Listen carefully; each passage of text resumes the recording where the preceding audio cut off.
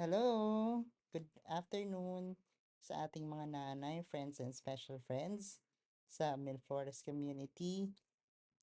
Mm, Ako po si Kuya King and today ako po yung magbibigay ng gospel uh, theme explanation sa atin. Nagulat kayo, no? Nagulat din ako. Kagabi na kami nag-usap ni Kuya Floyd about this. And naisip ko, para may konting participation naman ako. No, kahit na nandito ba ako sa ospital. Mm. So, yung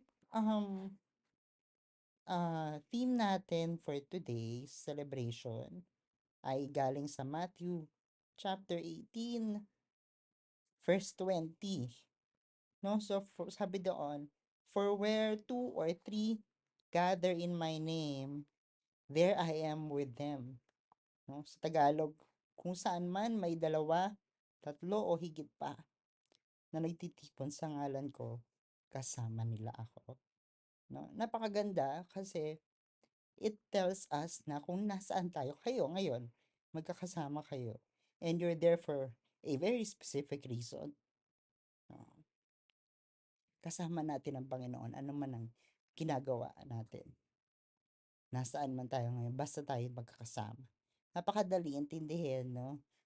Pero mas maganda, mas naging malalim ito nung, especially nung panahon ng pandemic, no? Kasi nagkaroon ng panibagong meaning na hindi pala kailangan physically magkakasama tayo. Na pag sinabi pa lang two or three gather in my name, hindi pala kailangan ah, magkakasama physically, no? Kaya nga meron tayong term na ginagamit yung I am there with you in spirit. Parang ako, no? I'm there in you. I'm there with you by heart, no? Sa puso kasama po ninyo ako. Um, and yung nung pandemic, ganun tayo, no? Nagdadasal tayo, nagse-celebrate tayo virtually. No? And sa ganung klaseng celebration, even though it's virtual, but because our hearts are united, no? Because our hearts are praising, worshiping in one, no? Kasama natin si Lord. So, ano man yung pinagdadaanan natin,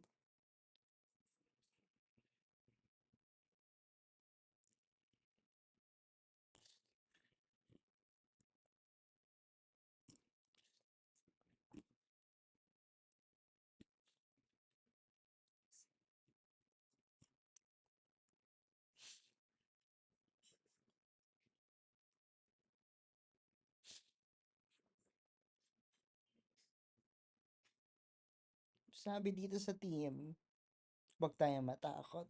Kasi ano may pinagdadaanan natin, basta tayo magkakasama by heart, kahit hindi physically, nandoon si Lord. Ayun lang po. Thank you and please continue praying for me.